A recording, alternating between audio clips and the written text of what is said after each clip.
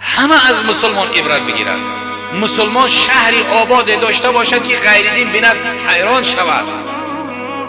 لیکن صدها افسوس که بجای مسواک سنت رسول الله تازه کردن دندان میبینیم مسلمان در کشکی دهنش یک مشنوس پرتفتگی شوچو کدیزه شری نجوی کمی نه گپش معنا دارد نه صورتش ببین که این ترک سنت رسول الله هست.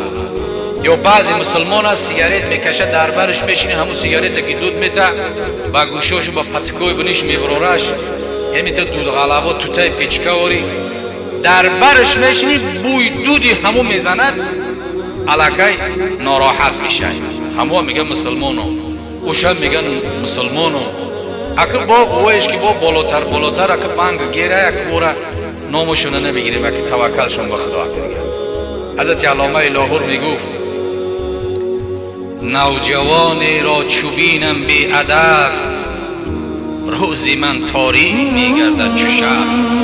علامه لاهور رو ببین، دوست خدا را ولی خدا رو ببین که جوان مسلمان وقتی که بی ادب میبینن میگن روزی سفیدی من به مثل شب سیاه تاریک میشود، اما قدر خفه میشه.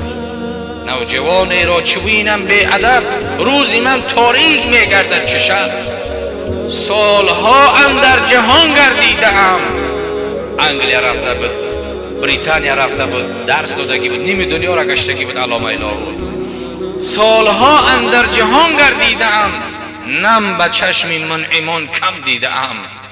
همون ثروتمندی که پول کلان داره، مال کلان داره، گریه همون من